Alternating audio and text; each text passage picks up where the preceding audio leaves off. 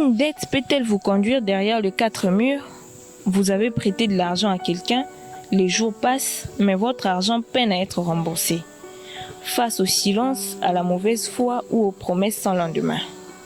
Certains créanciers choisissent alors une solution radicale. Faire intervenir la police pour arrêter leurs débiteurs. Dans notre société, cette pratique semble presque banalisée. Pour certains, ne pas rembourser une dette serait suffisant pour justifier une arrestation ou une détention. Pourtant, derrière cette apparente évidence, se cache une question de droit essentiel. Quelle est exactement la nature juridique d'une dette? Révèle-t-elle du pénal ou du civil? Un créancier peut-il faire emprisonner son débiteur pour récupérer son argent? Pour en parler, nous recevons ce soir Maître Gata Matambu Prosper. Il est coordonnateur de l'ONG AJR. Maître, bonsoir. Bonsoir. Dites-nous, Maître, que peut faire légalement une personne à qui l'on doit de l'argent lorsque son débiteur est manifestement de mauvaise foi? Merci de la question. D'entrée de jeu, je dirais que la dette a pour nature juridique matière civile. Lorsque un débiteur ne veut pas s'acquitter de sa dette, le créancier n'a qu'à saisir le juge compétent. Qui est celui-là? C'est le juge du tribunal de paix. Dans la pratique, qu'est-ce que nous remarquons? Quelqu'un a votre dette, vous courez rapidement, précipitamment pour saisir l'OPJ, le procureur de la République, pour que ce dernier arrête la personne qui a votre dette. Je vais décourager quelqu'un juridiquement parlant en disant que ni OPJ, encore moins le procureur de la République, entre les deux personnes, n'est compétent pour arrêter pour une question qui relève de la dette. L'intelligibilité constitutionnelle se trouve dans l'article 61.6 qui consacre pas de l'emprisonnement pour cause de dettes. C'est-à-dire, on ne peut pas arrêter quelqu'un, emprisonner quelqu'un pour une question qui concerne la dette. Lorsqu'un OPJ arrête quelqu'un, celui-ci tombe sous les coups d'arrestation arbitraire et détention illégale. Lorsque vous voulez vous faire payer, vous avez besoin que votre débiteur s'acquitte de son devoir, allez-y saisir le juge de paix. Et c'est par là, c'est auprès de lui. Vous aurez même les dommages et intérêts dus au moratoire, dus à ces retards.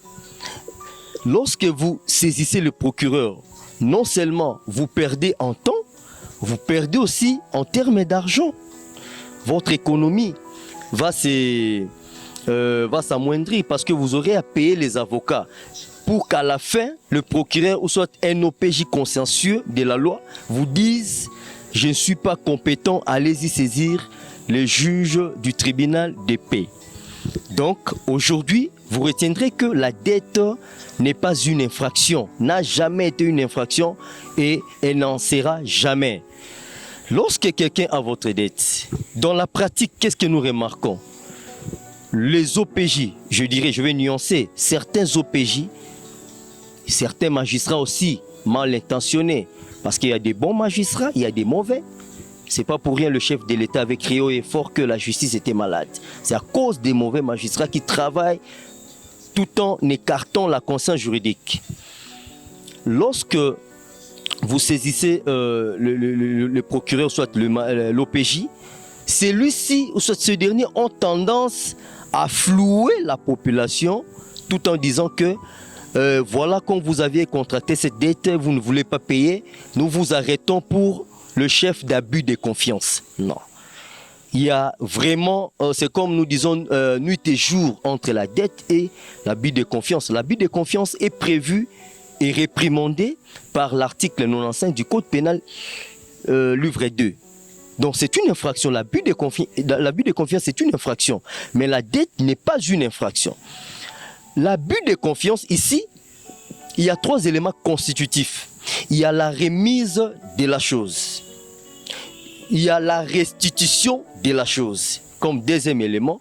Et enfin, il y a la dissipation ou le détournement de cette chose. C'est-à-dire ici, je vous remets ce micro qui coûte 1000 $ par exemple. Vous me gardez ces micros, vous allez remettre ça à Madame Ketia ou à Monsieur Medo Kitoudi. Et vous prenez ces micros, vous vendez ça. Vous êtes sous le coup d'abus de confiance. Et vous risquez la peine allant de 3 ans à 5 ans de prison, conformément à l'article 95. Ça, c'est l'abus de confiance. Mais lorsque je viens auprès de M. Chrisma Gat-Oscar, empruntez-moi la somme de $1000, de $2000, et je vais vous rembourser dans 1 mois. On arrive à la fin du mois, je ne paye pas. Et ce monsieur m'a trait en justice. Je vais aller tout paisiblement. N'ayez pas peur, chers Congolais, chères Congolaises, n'ayez pas peur. Monsieur, nous vous arrêtons pour avoir contracté une dette et vous ne voulez pas payer. Ça fait déjà 10 ans. Vous dites à cet OPJ, même si ça faisait 30 ans, vous n'avez pas de griffes judiciaires pour m'emprisonner. Par le simple motif que l'article 61 de l'article 61.6 de la Constitution de notre pays interdit aux OPJ et aux magistrats d'arrêter pour cause des dettes. C'est vraiment qu'il n'y ait pas une confusion. L'abus de confiance, je vous ai dit les éléments constitutifs. Dans la dette, j'ai contracté l'argent et que je ne rembourse pas suite à une difficulté quelconque. Vous n'allez pas m'arrêter. Si une autorité judiciaire vous arrête parce que vous avez contracté une dette, cette dernière tombe sous l'infraction d'abus de confiance qui est prévue par l'article 95 du Code pénal congolais livret 2. Donc, ezali tellement important que toyeba dette nyongo tikala kozala jamais infraction. Défenseur des opprimés n'encourage pas na batu ba defa ba nyongo po ba futarate. D'ailleurs, je vous démontre instamment que ko defa nyongo koboya ko futa, vous courez un grand risque, vraiment un risque manifeste. Ce qui au défi nyongo ya batu, au kimi, ok soit na poto, ok na kiri, ok na tober, toza na problème physique na yo te yo kene na yo.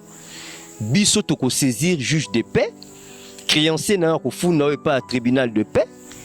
Bako luka ba bien na yo, bako identifier yango, et puis tango bako prononcer jugement contre yo, c'est-à-dire tolongi yo procès, bako teka ba bien wana. Bako saisir yango, bako teka yango po ba rembourser, ba pesa créancier na yo, mbongo na ye, et puis cette fois-là, ba zongi sina nu nyongo yo defaki, et puis ba fouti ba dommage intérêt. Voilà, c'est important que bato ba que nyongo ezala jamais infraction et kotika la cause la paix jamais infraction. Et nos PJ m'a dit non maître asali yango nanko 2 mois yango azofuta nyongo batute. Je dis au commandant 2 mois c'est peu. Même si vous me parliez de 10 ans, 20 ans, c'est une dette. Érotique à la dette rokoma abus de confiance té, abus de confiance pe rokoma pe dette té. Voilà peuple congolais toye bamibeko. Parce que l'article 62 de la Constitution, il oblige que nul n'est censé ignorer la loi. Tant qu'on ignorer la loi, on kende ko funda moto po na dette, OPJ oyo azo ignorer mibeko akangi moto po na dette. Alors en ce moment-là, porte et commis monene na auditorat parce que soy ba OPJ akangi moto po na dette. OPJ sali infraction ya arrestation arbitraire et détention illégale, auditorat militaire de garnison et ko kangaye et ko déférer devant tribunal militaire et puis ba ko condamner pour na arrestation arbitraire. Et to keba na o makasi na infraction arrestation arbitraire, moto a fundi, la loi dit c'est lui qui arrête et c'est lui qui fait arrêter. Bato nyonso na baza na filet à justice. Donc je vais chuter pour dire que infraction ezali oyo législateur congolais à prévoir na loi pénale. Dette ba prévoir yango na loi pénalité, ezali matière civile, constitution ezobo ya moto akangama pona likambo tali nyongo. Voilà de manière claire et nette toyeba ke nyongo ezali infraction te bakoki ko funda moto te pona nyongo. Ne perdez pas le temps au niveau de la police ni encore moins au parquet. Une fois nous avions dit paisiblement à un commandant non, non, monsieur le commandant, vous n'êtes pas compétent pour juger notre client. Pambate, Constitution article 19 lobby moto nyonso a sengelami asambisa mais pas juge naturel na ye. Yozali juge naturel ya moto nyongote, tinda biso et pas juge de paix. Yenazali juge naturel ya moto o ya defa kimbongo ya bato. to encourager bato ba defara ba nyongo te po ba futara te, mais to décourager nde ba oyo ba konjo ba kangaka population pour a defa ki nyongo za la infraction te. Nous avons dit. Merci beaucoup pour ces éclaircissements, maître. C'est par ces mots que nous mettons fin à cette émission. Grand merci à Medo Kintoudi ainsi que Giovanni Mandefo sous la supervision de Nicolas Kingwangwa. Ketchakake, ça a été à la présentation. Mesdames et messieurs, on s'est dit à la prochaine.